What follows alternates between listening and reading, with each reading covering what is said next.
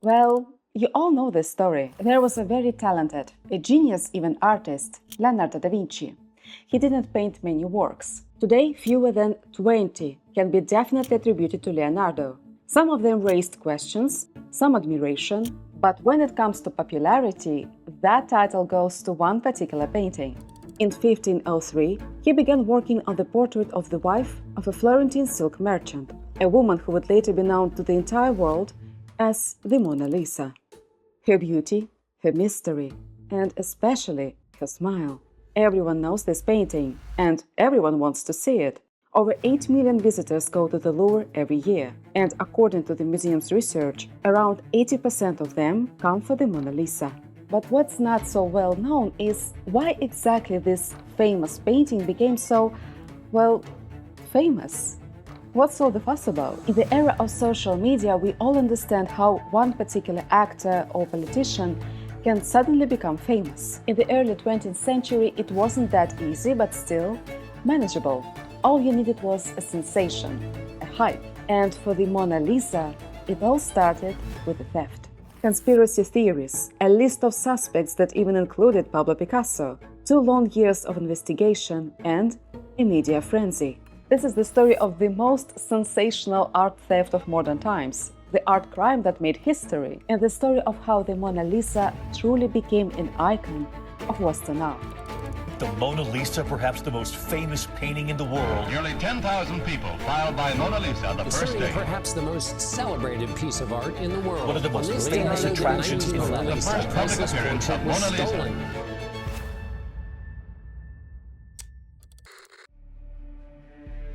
September 5th, 1911.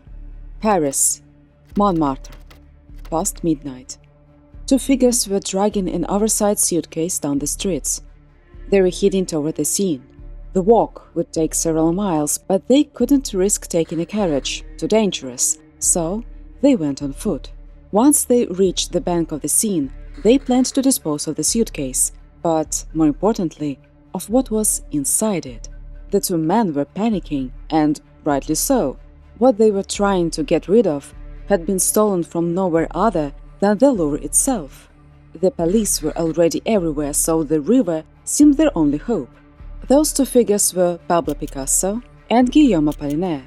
And while they were trying to dispose of the evidence, all of Paris was in turmoil. Someone had stolen the Mona Lisa from the Louvre. 2 weeks earlier, August 21st, 1911, 7:20 a.m. It was a Monday, so the Louvre was closed. Monsieur Piquet, the museum's maintenance director, was making his usual morning rounds through the Salon Carré. Since the museum was closed, only maintenance workers, cleaning staff, curators, and a few other employees roamed the halls. Piquet, as usual, passed by Leonardo's Mona Lisa, peacefully hanging in its place, and continued his route. In case you don't know, the Louvre itself is enormous, a sprawling palace complex, so as you can imagine, there are many small rooms and hidden alcoves that went unchecked. Even the museum's own officials later admitted that no one knew the exact number of them. Some of these rooms were used to store easels, canvases, and art supplies for students who came to copy the works of the old masters. And in one of those rooms, early on the morning of August 21st, 1911, a man was hiding from the museum staff. He had been there since the previous day, Sunday, the museum's busiest. Sleeping inside just before closing time, he waited through the night unnoticed. After Piquet left the Salon Carré, the intruder stepped out from his hiding place, entered the hall, and headed straight for the Mona Lisa. The man was prepared. He wore a white artist's smock, a clever disguise that could make him look like one of the copyists or perhaps the member of the museum's maintenance staff.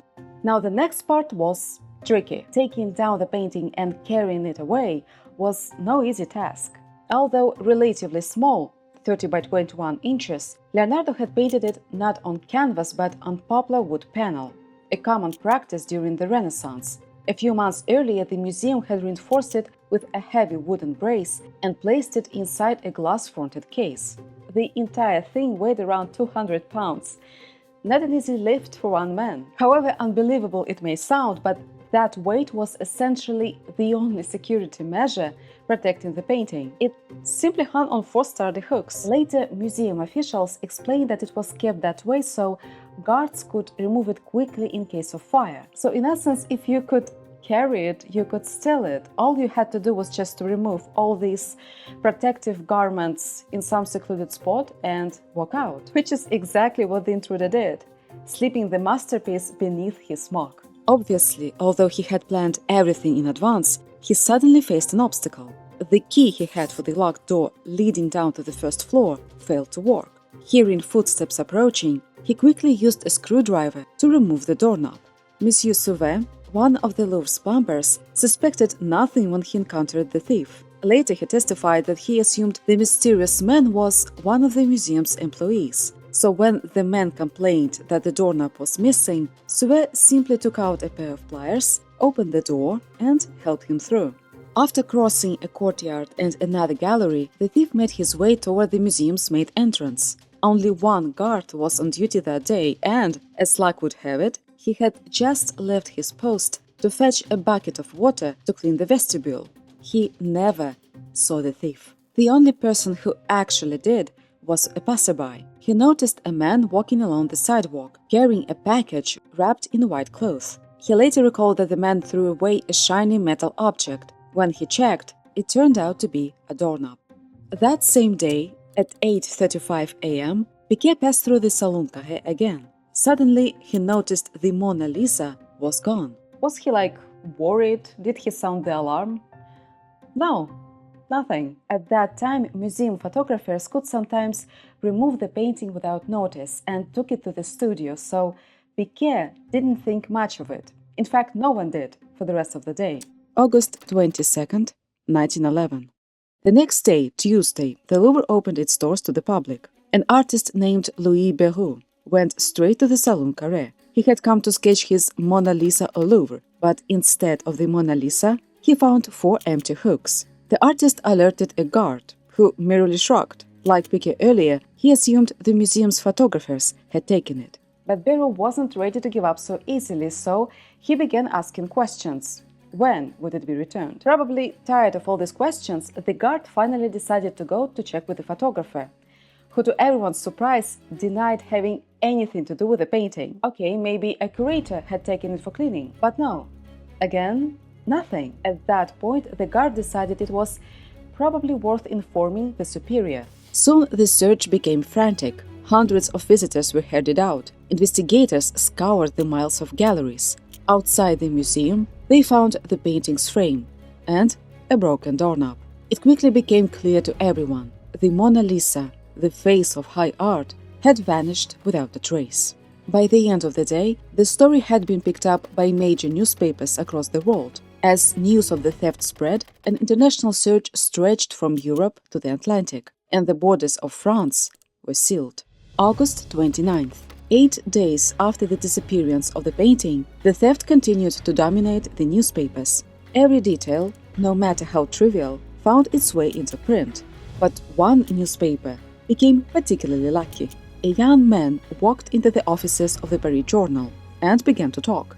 His name was Géry Pierret, and he had come to report a crime. Pierret admitted that for the past several years he had developed an almost compulsive hobby of stealing and selling minor artworks from the Louvre. To prove his claim, he produced a small statue, which Louvre curators soon confirmed to be an Iberian piece from one of the museum's exhibits. Naturally, the first question they asked Pierret was whether he had stolen the Mona Lisa or whether he knew who had. He denied any involvement but revealed that he had previously sold 2 other statues to a painter friend in Paris who had a deep fascination with Iberian art. Although Pierret didn't name his friend outright, his confession included a clue that directly pointed to avant-garde poet Guillaume Apollinaire, for whom he once worked as a secretary. Apollinaire was a member of the artistic circle known as La Bande du Picasso. To the police, this seemed like a potential ring of art thieves, sophisticated enough to steal the Mona Lisa. And so, the investigation began. And as it turned out, the 2 men were indeed far from innocent. True to Pierret's testimony, Picasso kept 2 stolen Iberian statues in his Paris apartment. There could be no mistaking their origins. The base of each was stamped property of the Musée du Louvre. He had used the Iberian heads as models for his Les Demoiselles d'Avignon, now regarded as Picasso's most controversial painting. This is why, fearing deportation back to their home countries, Picasso and Apollinaire found themselves on the banks of the Seine in the early hours of September 5th. But neither could bring himself to throw the statues into the river. Eventually, they trudged the 3 miles back to their studio. Later that morning, Picasso returned the statues to the Paris Journal, the paper that had first published Piret's confession. 2 days later, Apollinaire was behind bars, where he eventually gave up both Picasso and Piret to the police. After several days of interrogation and a brief trial, the judge dismissed the case, letting both men go with little more than a stern warning. As abruptly as they had come under suspicion, they were free. Yet the question that now haunted the entire world remained unanswered. Who stole the Mona Lisa?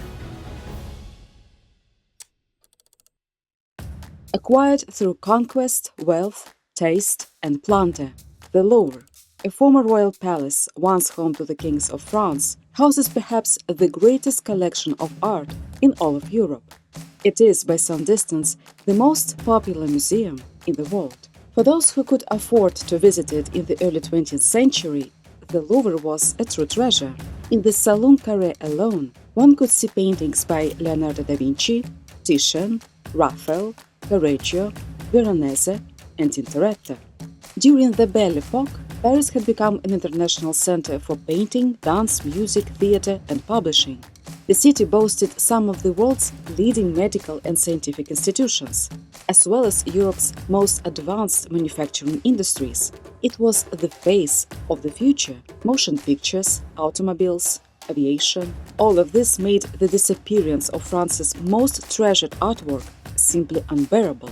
The panic, even hysteria, was real. In the days and weeks following the theft, anyone carrying a package attracted suspicion. Police at checkpoints leading out of Paris searched every wagon, automobile, and truck. Every sighting or rumor about the painting's whereabouts was investigated, and they came from everywhere.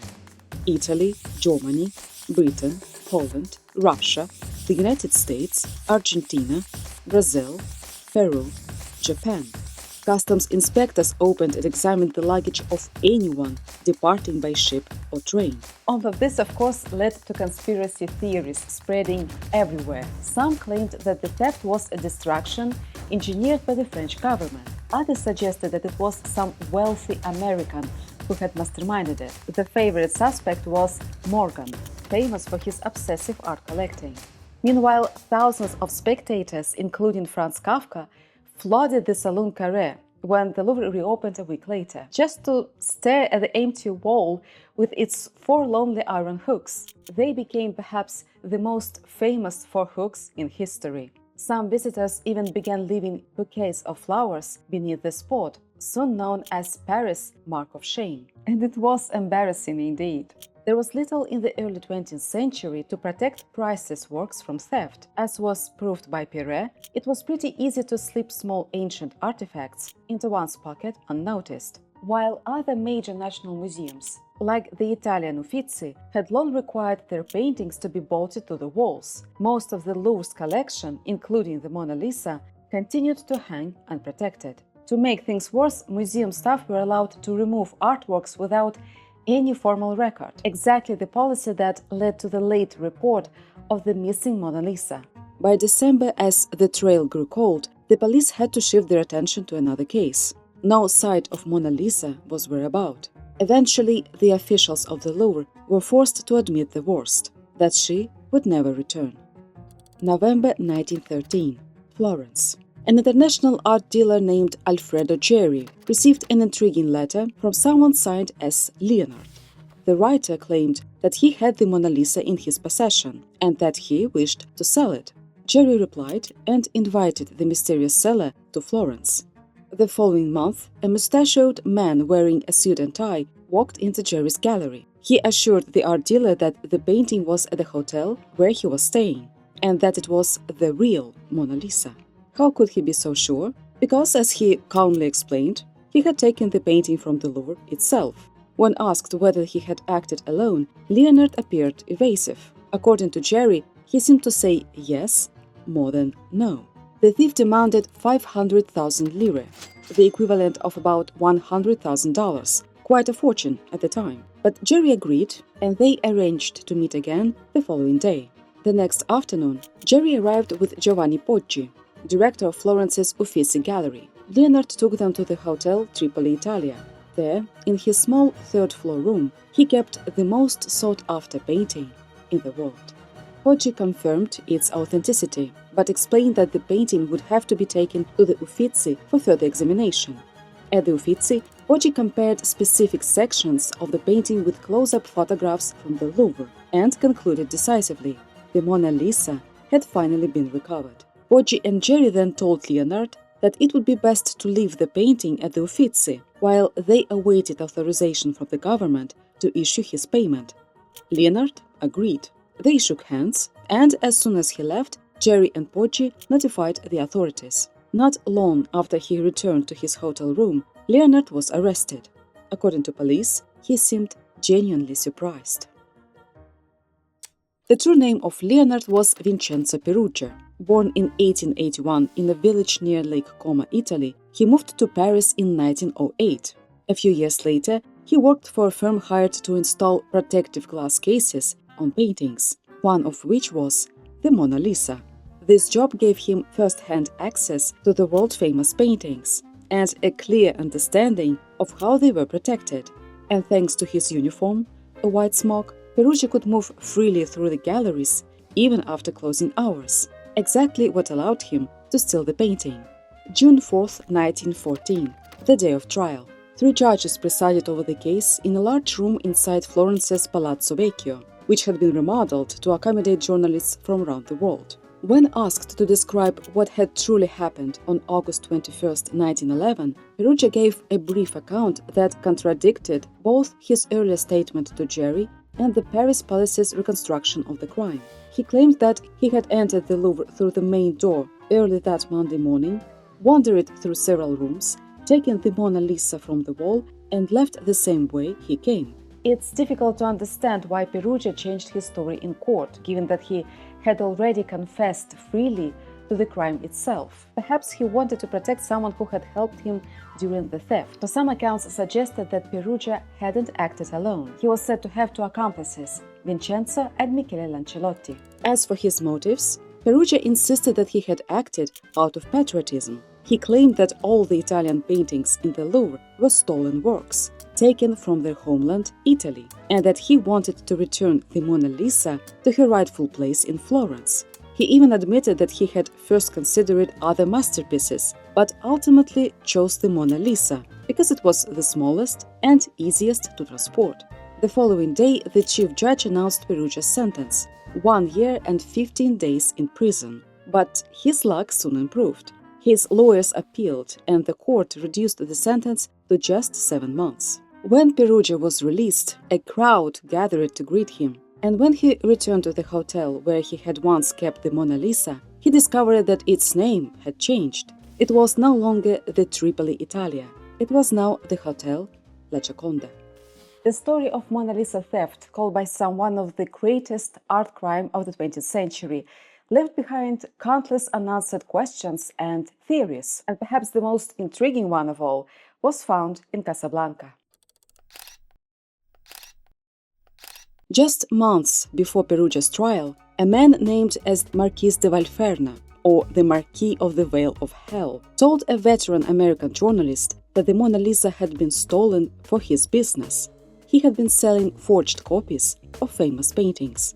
The Marquis focused on wealthy Americans who were willing to pay enormous sums of money for masterpieces that were supposedly stolen from the Louvre. But in reality, Valferna and his associates never took anything from the museum. Instead, they sold expertly painted forgeries, along with the documents proving that a certain masterpiece had mysteriously disappeared from the Louvre. The Mona Lisa scheme, however, was trickier. To silence any doubts and to convince the buyer that the painting they received was the original, they decided to actually steal it. The goal was never to sell the real Mona Lisa, just to make 6 copies for 6 American millionaires. Naturally, every one of them believed that they were purchasing the authentic masterpiece. Peruggia, who actually had worked at the Louvre and still had his worksman uniform, was the perfect candidate for the job. According to the Marquis, he didn't act alone. He was helped by 2 accomplices, who assisted in removing the painting and carrying it to a safe place, where its heavy frame could be taken off. 6 copies were sold to American buyers. As the Marquis added, by that time, there were already around 30 forged versions of the Mona Lisa circulating in the world. So he certainly wasn't the first. The journalist promised not to publish the story until the mysterious Marquis either gave him permission or died. It was the latter that finally allowed him to reveal it in 1932 in the Saturday Evening Post. The journalist's account remains the only source for this version of the theft. But if it's true, then the Marquis may have indeed carried out the perfect crime.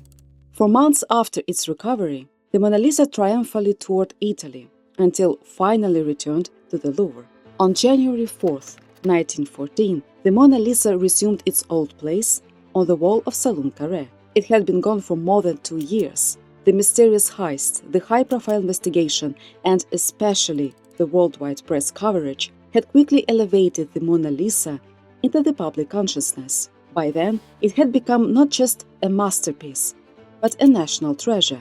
Within 2 days of its return, more than 100,000 people came to the Louvre to welcome back one of Paris' most famous icons. Some believe that after its addition to the Louvre's permanent collection in 1804, the Mona Lisa was admired and respected, yes, but it was her disappearance in 1911 that truly made her famous and gave her that almost mythical aura. And so, we're left with 2 questions. First, did that bold theft in 1911 really make her an icon of high art? And second, well, is the Mona Lisa really that good? Lisa Gherardini was in her mid-20s when she set for her portrait in 1503. The work was commissioned from Leonardo da Vinci by her husband, and the artist began painting it after returning to Florence from his service with Cesare Borgia. In truth, the painting was never truly completed. Leonardo carried it with him for years, continuing working on it throughout his journey, from Florence to Milan, then Rome, and finally the court of King Francis I of France, where he died in 1519, more admired than understood. But even being not truly completed, it had already achieved fame by the mid-16th century, thanks to the remarkable innovations that went into its creation, particularly in its materials, brush technique, and varnish, and, of course, because of its subject's famous smile. As it is always with Leonardo, the painting is surrounded by mystery, which naturally only adds to its popularity. And the first mystery, as you might guess, who exactly is the woman in the painting? According to Giorgio Vasari, the 16th century painter, architect, and art historian, best known for his lives of the most excellent painters, sculptors, and architects, she was Lisa del Gioconda. Born in 1479 into a minor branch of the distinguished Gherardini family, she married at 15 into the wealthy, though not especially prominent, Gioconda family. Her husband, Francesco del Gioconda, had made his fortune in the silk trade. As a purveyor of silks to the Medici, his business thrived, with clients across Europe. He had recently lost his first wife and was left to raise their 2-year-old son. By all accounts, Francesco was genuinely in love with Lisa, a factor not often considered important in arranged marriages of the time. By 1503, she had borne him 2 sons. With a growing family and improving fortune, Francesca purchased a house of their own and, around that time, commissioned Leonardo to paint a portrait of his wife, who was turning 24. But is it really Lisa? For Vasari and some of his contemporaries, there was no doubt. More than that, Vasari actually knew Francesca and Lisa, and he became friends with their children, who were likely the source of some of his information. So if there had been any mistakes in the first edition of his book, printed in 1550, he would surely have corrected them in the second edition, published 18 years later. And although he did make a lot of corrections, the story of the Mona Lisa remained the same. Seems like a done deal, right? But we're dealing with Leonardo, so of course there must be some mysteries here. In 1517, Leonardo was visited at his studio in France by Antonio de Beatis, secretary to Cardinal Luigi of Aragon. The man recorded that he saw 3 paintings: St. John the Baptist, the Virgin and Child with St. Anne, and portrait of a certain Florentine lady. Okay, no questions at this point. Since Lisa del Gioconda wasn't a wealthy marchesa or a famous mistress whom de Beatis might have known, Leonardo may not even have mentioned her name. But then comes a puzzling sentence. The painting, de Beatis wrote, had been done from life at the instigation of the late Giuliana de' Medici. Giuliana was Leonardo's patron, but not when the artist started the painting. Some have suggested that the sitter might have been one of Giuliana's mistresses, but none of his known mistresses was a Florentine lady. This is where the confusion begins. There is, however, an intriguing possibility that Giuliana was somehow involved in encouraging Leonardo to paint or continue working on the portrait of Lisa del Gioconda, and surprisingly, it's a very romantic one. Giuliana and Lisa were born in the same year, 1479, and knew each other through their interrelated families within the small world of the Florentine elite. They were both 15 when Giuliana was forced to leave Florence, and just a few months later, Lisa married the older widower, Francesca. So there is a possibility that Giuliana and Lisa were once in love. Perhaps years later, after meeting Leonardo, Giuliana expressed a wish for a portrait of her. Or perhaps when Leonardo arrived in Rome with the painting still unfinished, his new patron urged him to complete it. These possibilities might explain why Leonardo never delivered the portrait to Francesca, or why he accepted the commission in the first place. And this is actually another good question. Why did Leonardo accept the assignment? At that time, he was deeply absorbed in his scientific explorations and was known to pick up a paintbrush only reluctantly. The first reason may have been family friendship. His father had long served as a notary for Francesca del Gioconda and had represented him several times in legal matters. So the aging Piero da Vinci likely helped arrange for his famous son to accept the commission. In addition to doing a favor for a family friend and client, Piero was probably also looking out for his son. Although widely celebrated as an artist and engineer, Leonardo was known for his expensive tastes and had begun to make regular withdrawals from his savings. But the main reason might be that just Leonardo really wanted to paint her because she was somewhat obscure, enticing, beautiful, not a famous noblewoman, not a mistress of one. He could portray her exactly as he wished. And, well, she had an alluring smile. The Mona Lisa is a half-length, three-quarter pose portrait, a revolutionary format for its time that set the standard for later portraiture. Leonardo was known for experimentation and innovation, and the Mona Lisa is no exception. The Renaissance polymath broke away from the strict profile view that characterized most Italian portraits of the period. The delicately painted veil, the finely rendered hair, and the meticulous depiction of folded fabric all reveal Leonardo's close observation and inexhaustible patience. To truly understand how significant this work was, even for Leonardo himself, one should compare the Mona Lisa with some of his earliest paintings. Ginevra da Vinci was painted by Leonardo around 30 years before the Mona Lisa. In some ways, one can find similarities between the two. Both are set against a river landscape, both show the sitter in a three-quarter pose, and both depict married women from Florentine merchant families.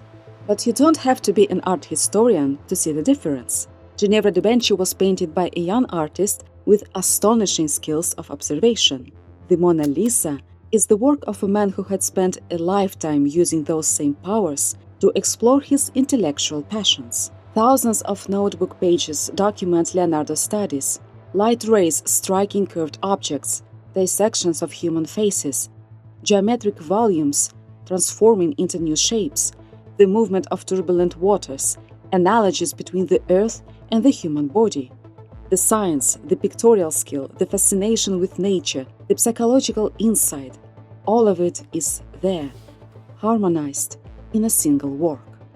These two paintings reveal the evolution of Leonardo's artistry and, more importantly, his maturation as a scientist, philosopher, and humanist. His mastery of depicting motion and emotion. And all of this knowledge is so perfectly balanced that at first we're barely aware of it. It gave the Mona Lisa two defining features that would eventually become her iconic traits. The first is what's often called the Mona Lisa effect. There are many portraits, including Leonardo's earlier La Bella Ferroniera, in which the subject's eye appears to move as the viewer moves. If you stand directly in front of it, you feel as though her gaze is fixed on you. Move from side to side, and the stare still seems direct. It feels as if the eyes of the portrait are following you around the room. Even though Leonardo wasn't the first to create this illusion, the effect became strongly associated with him and is often called the Mona Lisa effect.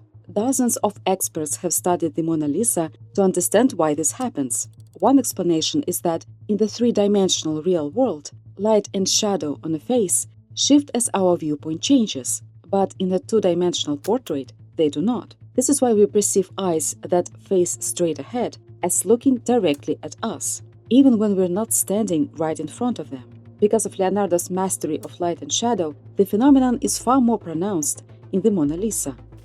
The second iconic detail of the Mona Lisa is, of course, her smile.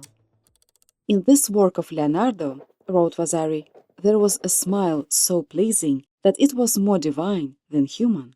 It was Vasari who told the story of how Leonardo kept real Lisa smiling during the portrait sessions, with the help of jesters and musicians. There is a mystery here. It's hard to tell what she's thinking. As our eyes move ever so slightly, her smile seems to change. We look away, and the smile lingers in our minds and in the collective imagination of humanity. At a time when scholars relied heavily on the authority of ancient writers, Leonardo refused to accept anything he read without testing it through direct observation. Whenever he encountered a problem, he didn't turn to established authorities.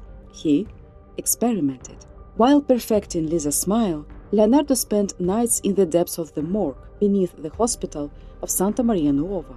Nothing in nature escaped his curiosity. He was peeling the flesh off cadavers to expose the muscles and nerves beneath, fascinated by how a smile begins to form. He analyzed every possible movement of each part of the face, tracing the origin of every nerve that controlled each facial muscle. Of course, it wasn't strictly necessary to distinguish which nerves were cranial and which were spinal in order to paint a smile. But this was Leonardo, and he needed to know. Beyond the anatomical studies, Leonardo's research into optics also shaped the famous smile.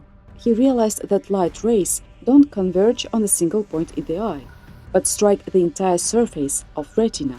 The central area of the retina, the fovea, is best at perceiving color and fine detail, while the surrounding area is better at detecting shadows and gradations of light and dark. When we look at an object directly, it appears sharp and detailed, but when we glimpse it peripherally, out of the corner of the eye, it becomes a bit blurred, as though it were farther away.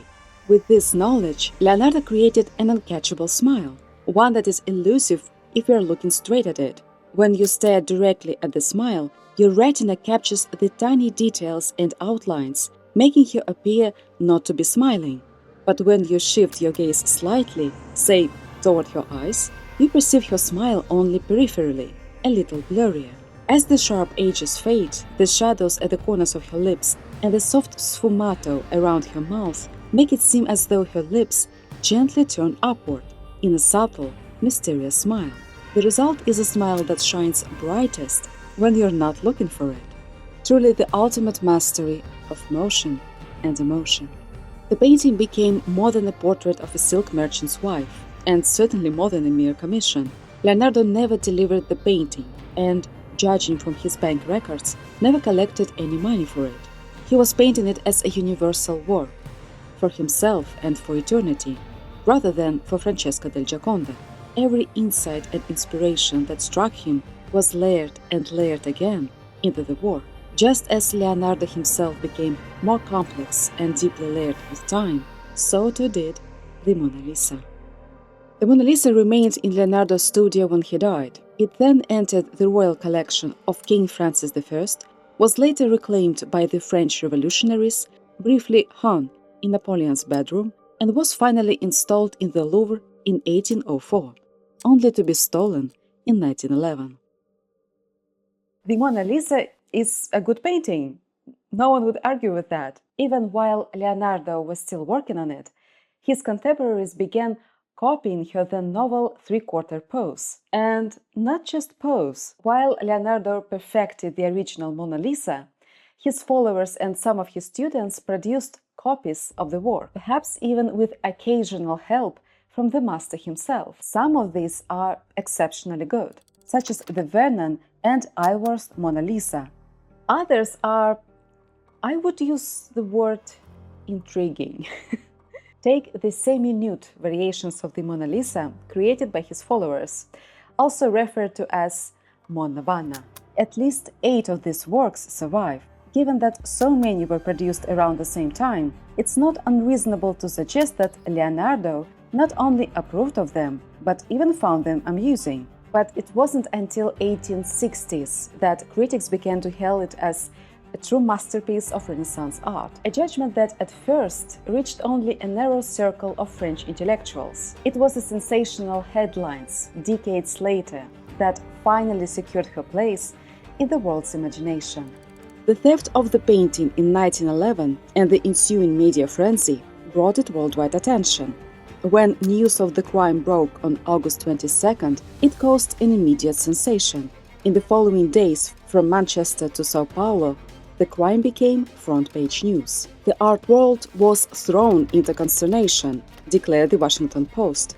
Paris has been startled, reported the Times of London. The crime, wrote the New York Times, has caused such a sensation that Parisians, for the time being, have forgotten the rumors of war. But nowhere did the media cry out louder than in France itself. What audacious criminal, what mystifier, what maniac collector, what insane lover has committed this abduction? Demanded L'Illustration, which even offered a reward of 40,000 francs to anyone who could deliver the painting to its offices. Before long, a bidding war began with its rival. The Paris Journal raised the offer to 50,000 francs. Of course, no matter how famous the Mona Lisa became after the heist, the First World War soon consumed much of the world's attention. And her fame might have cooled down, if not for the modern artists. In 1914, Russian suprematist Kazimir Malevich created a mixed media collage titled Composition with the Mona Lisa, placing a color reproduction of her image at its center. But it was probably Marcel Duchamp who was truly responsible for bringing a new wave of attention to the painting. He started a trend that would make the Mona Lisa one of the most recognized images in the world. In 1919, the world was commemorating the 400th anniversary of Leonardo's death. Naturally, numerous analyses of Leonardo's life and work by contemporary thinkers, including Sigmund Freud, were circulating widely. Within this context, Dada artist Marcel Duchamp created LHOOQ. He used a monochrome Mona Lisa postcard as a ready-made, upon which he doodled a mustache, goatee, and letters. When you read it out loud in French, it sounds like Elle a cheveux cool, which basically means she has a hot ass. The work naturally caused a scandal, but this controversy only paved the way for countless reinterpretations and parodies of the painting over the years. A tour of the painting to the United States in 1963 and to Japan in 1974 elevated it to celebrity status. In States, during the portrait's 6-week stay, it drew about 40,000 visitors a day. When large crowds greeted the painting in Japan about a decade later, the global media attention firmly cemented her status as an icon. All the media buzz surrounding the Mona Lisa's American debut inevitably caught the attention of Andy Warhol. In the 60s, the famed pop artist began producing a colorful series of Mona Lisa silkscreen prints. Now she stood alongside other pop culture icons: Coca-Cola bottles, Campbell's soup cans, and Marilyn Monroe. After Warhol's heyday and with the economic boom of the 60s, the Mona Lisa began appearing regularly in marketing campaigns. By the 70s, she featured in about 23 new advertisements each year, a number that rose to 53 annually in the following decade. Her image lent products a touch of art historical importance, while simultaneously amplifying her own celebrity. Over the decades, as technology advanced, the painting was reproduced endlessly, sometimes altered, sometimes not. Eventually, the Mona Lisa's face became one of the most recognized in the world, even to those with absolutely no interest in art. She is everywhere, in visual art, movies, books, songs, as well as on t-shirts and mugs. Her enigmatic smile adorns merchandise. She is reimagined, parodied, vandalized, and much like Andy Warhol's soup cans, become famous for being famous. Imprisoned by its reputation as the most famous painting in the world, the Mona Lisa has become not just a work of art, but an idea, a symbol of how a masterpiece can turn into a photo opportunity. The way the Mona Lisa is viewed today is, in many ways, the reflection of how most of art is experienced today. At the Louvre, most visitors crowd around her not to truly see the painting, but to photograph it or themselves in front of it. This has become the primary experience, far more than looking at the work itself. Yet, as Louis Armstrong once said, a lot of cats copy the Mona Lisa, but people still line up to see the original. Why do people come to see her? Because she's famous? Because of her mysterious smile? Because they've read the Da Vinci Code? She is older than rocks among which she sits. Like the vampire, she has been dead many times and learned the secrets of the grave, wrote the British critic Walter Pater in 1873, evoking the painting's timelessness long before mass tourism, smartphones, and social media. Perhaps there is no reason for her celebrity, no one clear explanation. Rather, it's hundreds of circumstances, from her arrival at the Louvre to the endless reproductions of the 20th and 21st centuries, and the millions of selfies, all working together with the painting's own mysterious allure to make the Mona Lisa the most famous painting in the world.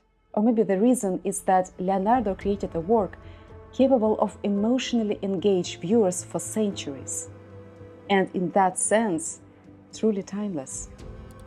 The great works of the Italian Quattrocento masters, the period preceding the High Renaissance, had one thing in common: a problem. Their figures often appeared hard, rigid, almost wooden, simply put, lifeless. It was not a matter of impatience or ignorance. And yet, for all the grandeur and technical mastery of their depictions of nature, their figures resembled statues, like characters from the Sleeping Beauty, suddenly frozen in place by a spell. Artists sought various ways to break this curse.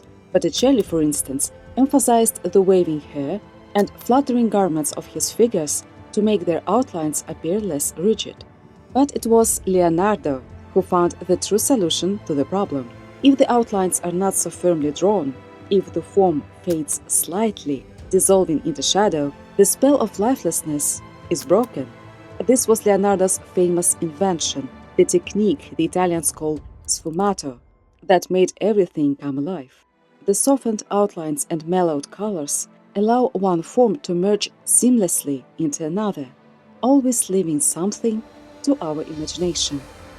What began as a portrait of a silk merchant's young wife became a quest to capture the complexities of human emotion and the harmony between art and nature. The world's most famous smile is inherently and deliberately elusive, and in that lies Leonardo's ultimate realization about human nature. We can never fully know true emotion from outward manifestations. There is always a sfumato quality to other people's emotions, always something left to guess. And perhaps this is why, after hundreds of years, we still feel emotionally drawn to her. She seems aware of both herself and of us, and that awareness answers all our questions with a smile.